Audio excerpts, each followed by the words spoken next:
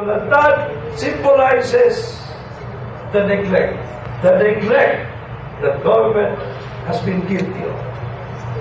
And we have to realize that, we have to admit that in order to correct that.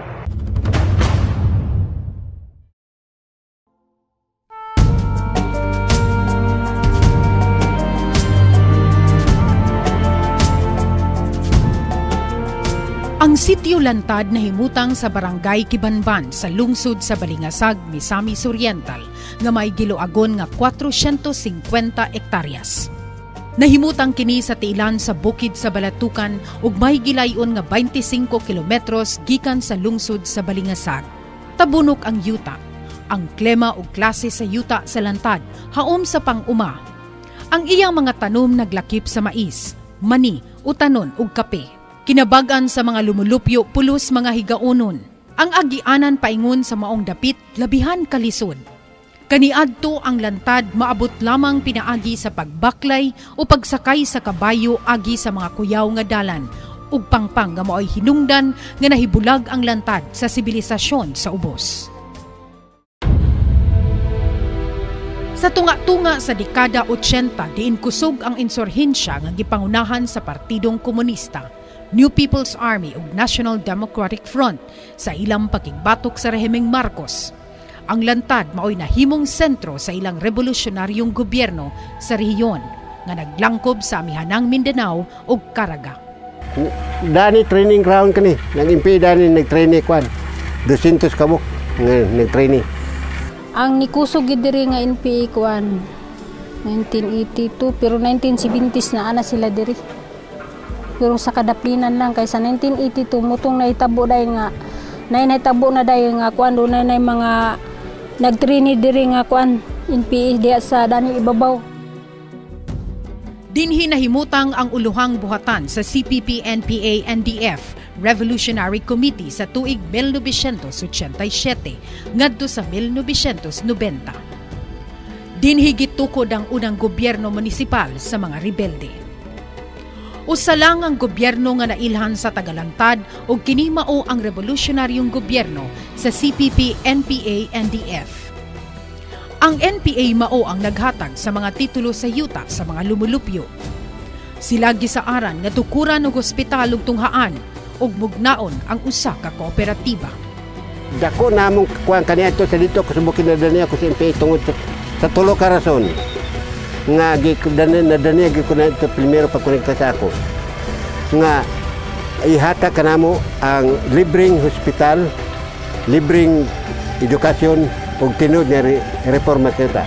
Dunay kaugalingon gobyerno, doon na hospital kay mo man ilang pasalig nga kung mudaog ang revolusyonaryo kalihukan ang Lantad dunay kaugalingon nga eskwelahan hantod sa gikan sa elementary, high school, college, nya dunay hospital. Tanan naa na ang makuan sa mga katawhan dili na kinahanglan nga moadto pa sa ubos kay tagaan na diri tukuran diri sa Lantad sa revolusyonaryong kalihukan. Sama sa gobyerno kaniadto, ang NPA pakyas usap sa ilang mga saad. Dali ra ang pagdani sa mga Tagalantad aron motapon sa NPA. Kini sayon tungod sa pakyas nga paghatod sa mga serbisyo ug tinuuray nga pag-alagad sa gobyerno. Wala ang taga dinhi dili kay sa opisyalis gawa sa kanang mutugbong sa ubos nga kanang ilang mga leader diri kay may makaila. Way bang hinabag dinhi. Way bang hinabag kay naaraban sa kibaban. Way wa po'y mga tabang sa gobyerno nga para diri sa amo sa mga tao. Number 1 namong problema dalan. Lisod na lisod. Daot kayo. Ang kabayo lisod. Lagi tahu lagi yun. Problema sa dalan, kung way dalan, malisod ang pagdala sa among produkto. Ang among mga pasyente na pastong sa dalan, mamatay na. Ang mga magtutudlo, di makagtarong gikan sa Lunes, pingon sa Biyernes pagtudlo tungod sa kalisod sa dalan. Dili kami makita sa nagkalain-lain ahensya sa gobyerno tungod sa kalisod sa dalan. Di kami manaan. Sa Lantad, ang mga tao naggamit na lamang og kinaraan nga pagtambal ug kadaghanan mamatay na lamang sulod sa ilang mga panimalay kay walay kahigayunan nga makaadto sa hospital tungod sa kalisod sa dalan. Ang pagkawalay pagkahibalo maoy nagpasulabi sa lugar. Ang mga lumulupyo matigulang na lamang nga walay grado tungod kay walay insaktong tunghaan ug walay kalinaw. Walay panahon nga moeskwela kay magsige na lamang og tago tungod sa kagubot. Bisan ang mga kababayan ug kabataan wala makalikay sa kalisod sa lantad. Si Elizabeth Rindahay Makabuhay alias Kanoymi miuban sa NPA sa edad nga 14. Nakapabuto siya sa iyang armas sa edad nga 16. Siya ang nahimong leader sa usa ka squad sa NPA. Labi na dato nga tayo nga nagsaka dinhi ang 57 IB nya grabing ilang pagpangabuso sa mga babae, sa mga tao diri. Ang mga babae do na ilang gipang ipon-ipon pagaman pagaburusi gibiyaan na dayon. Doon ay uban dayon dinhi na kuan katong naigipang salvage na dayon didto. Mura itong hadlok ng mga tao nga adikin may day ang gobyerno kay pamatay sa taong ilang mga armado. Magkuang kita dani day mo sukulta. Mutong halos tanan tao dinhi walay tao dinhi nga dili masa sa revolusyon sa NPA. Masa gitanan. Ang mga batanon dayon daghan nami ang nanaka sa bukid. Kuan 14 kay ako permiro pagsaka nako 14 pa ko edad. Kay ako gani sa bukid kuan man ko permiro organizer mi. Hantod sa dugay-dugay na dayon mi nagkuan na mi hawid na mi pusil. Pila edad nimo ni gunit kag pusil? Mga 16. Sa 16 na akong edad to 17, nagdala na ko kuan. Dala na ko squad. Sayo sa dekada 90, gipakusgan sa militar ang opensiba sa lantad aron sugpuon ang rebelyon sa rehiyon. Ang mga rebelde isog nga misukol og nahitabo ang dakong gyera. Wa na mi diri kanang bakwit naman mi tuwa na mi sa ibabaw diha dapit na mi sa mga lungag nga bato nga dagko kayo dito na ang mga tawo nang tago na may diha sa ubos dako kay nga lungag. Pila ka pamilya ang maigo diha dito sila nanago. Ang MP hadlok kami mga MP. Hadlok kami sa mga kwan, mga sundalo. Kaya kung makita kami patin kami. Grabe gid ang among gibati nato nga problema. Ito, gobat. Hantod ang ginumutay. Magkalilain nga. Mo ka rin magpatay. Pero agwan pa kami kaasa mga mipaingon. Dinira magitimi mabuhi. Kapoy. Kahadlo. Bisan unsa may tabo. Ikuan lang namo. Pag-ampon lang kanunay sa Ginoo nga. Ilingkawas kami sa mga problema. Ang usa ka lugar nga puno sa umahan, nahimong usa ka bungaw sa kamatayon. Ang usa ka lugar nga puno sa tanom, nahimo ng lapad nga lubnganan sa mga landmines ug ubang bomba. Ang mga kakahuyan gitugdunan na sa snipers samtang ang tingog sa kalasangan gipulihan na sa mga dahunog sa bomba. Ang mga kasundaluhan mipalupad sa ilang mga eroplano nga gitawag og tora-tora uban ang mga helikopter aron masundan ang lihok sa mga rebelde. Gatusan ang patay sa kasundaluhan, rebelde ug mga sibilyan. Ang mga tao sa lantad gikapuyan na og nawad-an sa paglaom. Gikapuyan na sila sa pagdagandagan ug pagtago, paglikay sa mga bala ug sa mga buto sa bomba. Alang sa tagalantad, ang kalinaw ug kalambuan usa na lamang kadamgo sama sa pagkabot sa bulan ug mga bituon. Ug kini magpabilin nga damgo hangtod sa ilang kamatayon.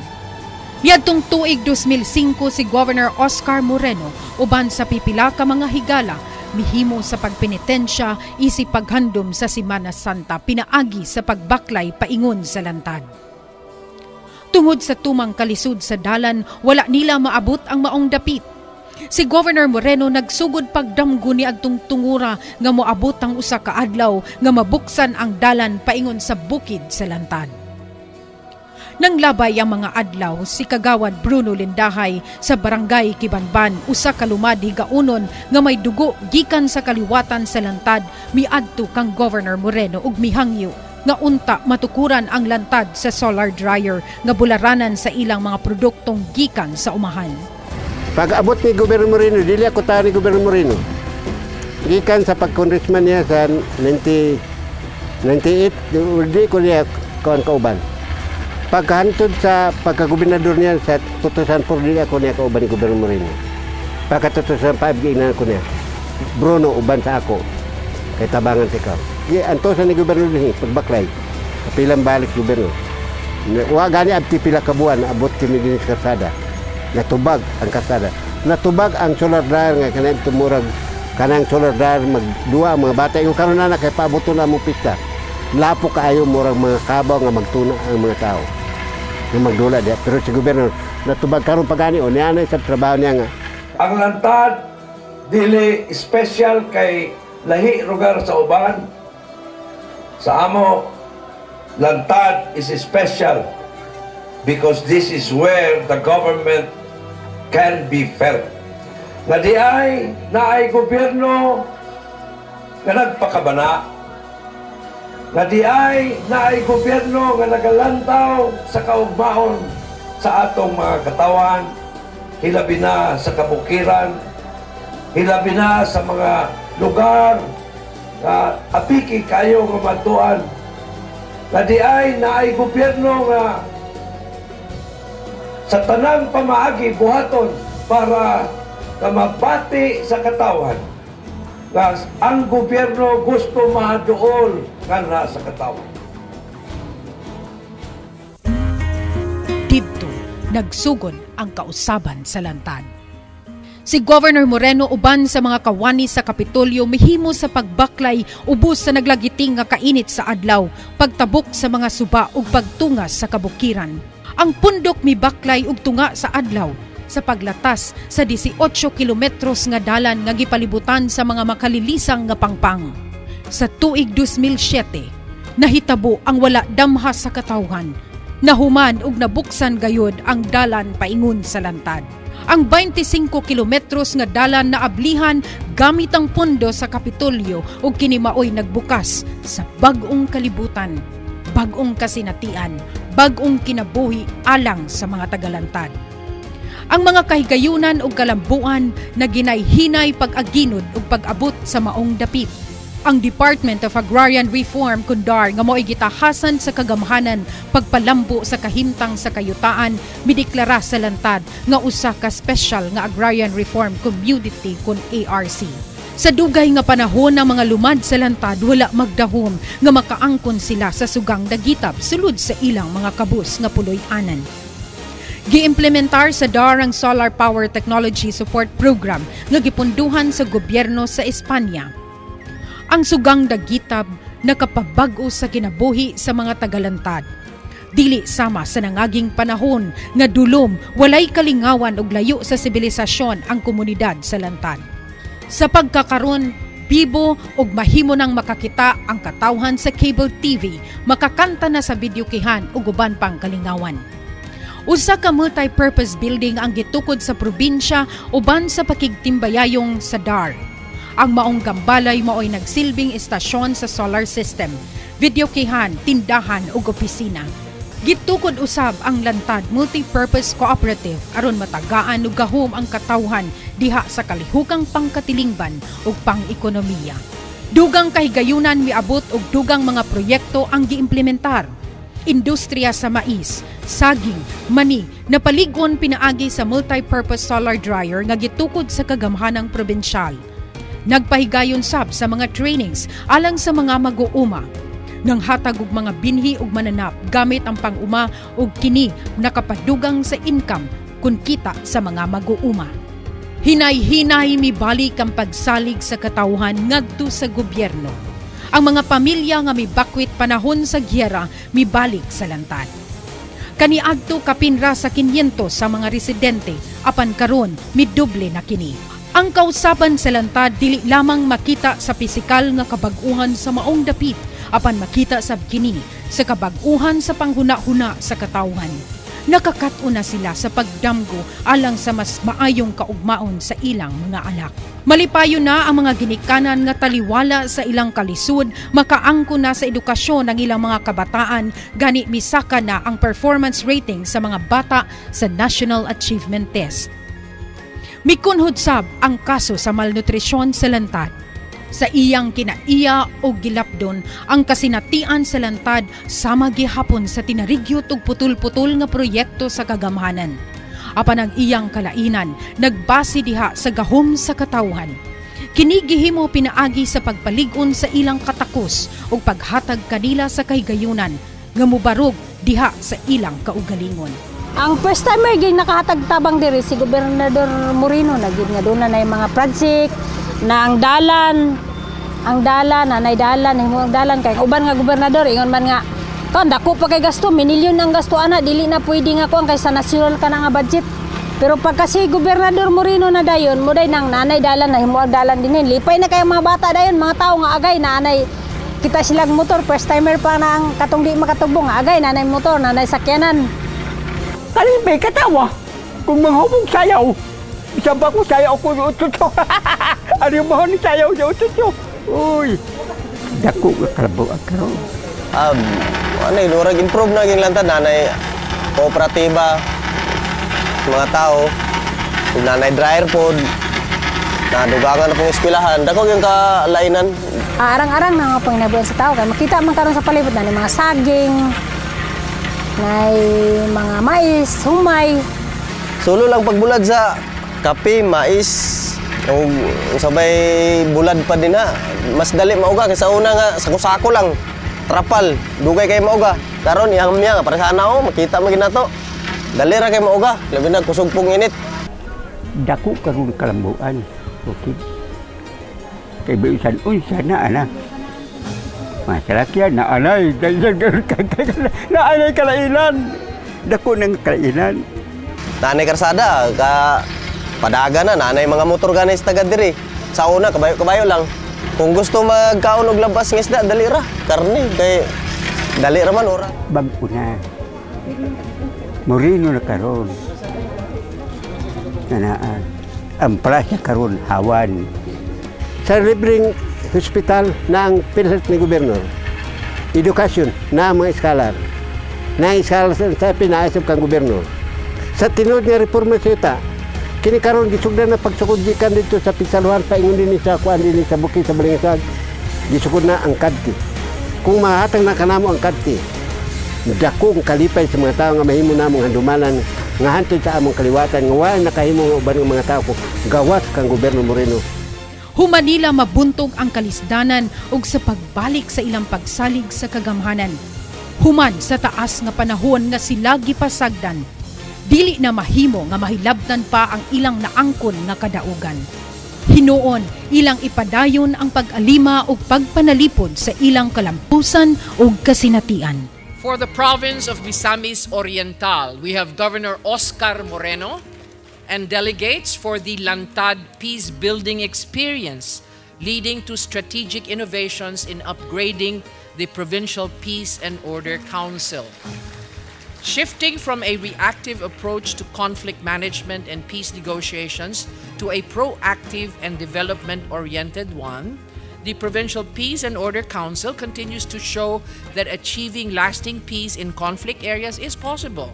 A shining example being Sitio Lantad in Balingasag, which is now enjoying the benefits of peace and development after decades of government neglect and having been a battleground between government and insurgent forces.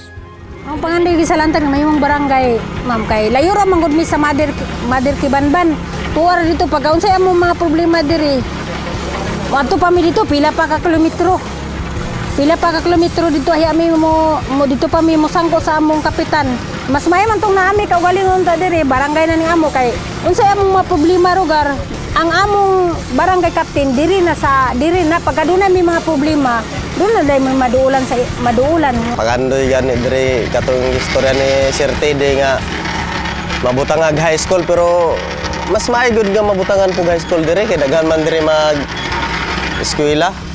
Muna among kuan nga problema pa karon diri nga makuan unta mi ni gobernador nga among dunay health services dinhi. Kadti pod usa na kay kaning Lantad dugay na mo gani nang nagrebuildi ang mga tao tungod sa walay titulo sa Lantad.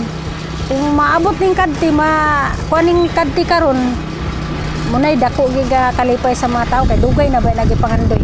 Dako ang namong kalipay nga handumanan nga mahimong kumba pa dito sa among kuan dito sa among kuan kultura sa kuan mahimo namo alambiton nga masampit namo si gobyerno nga ang iyang espiritu nga tabangan kami kanunay bisan wa na sa kalibutan kay kuan siya gid ang magtabang di lang sa sulti kundi sa buhat gid ang himuong gid ni Gobyerno Moreno. Lantad has given us a clear message. We said after Lantad, nothing is impossible. The idea, just like what we did in Lantad, what was meant to be achieved in Lantad, was to link with our people in the countryside, in the mountains. Ang lantad nga kasinitian nagpamatuod lamang nga pinaagi sa good governance. Ang kagamhanan makahimo og mga bulawanong huna-huna nga wala nila sukad matugkad ug gituhuan sa kadaghanan nga imposibleng mahitabo. Gawas nun sa gapos sa kawadon ug pagkapinasagdan, ang lantad andam nang mubarug ug muuban sa paglambo sa tibuok lalawigan. Kami nga mga taga-gobyerno mahimong giya sa badayon nga pakigbisog ug panaw alang sa kalinaw ug kalambuan. Sa Misamis Oriental, ang Provincial Peace and Order Council nagtuo nga ang kalinaw dili lamang ang kahimtang nga walay giyera kun kagubot apan usa ka makahuluganon nga kaangayan ug kalambuan. Sa Misamis Oriental, ang liderato nagtuo nga ang tinuod nga kasulbaran sa insurhensya mao ang pagdala sa kagamhanan paduol ngadto sa katawan. Si Governor Oscar Moreno nagtuo sa batakang prinsipyo sa panggobyerno nga ang gikan sa katawhan ibalik sa katawhan.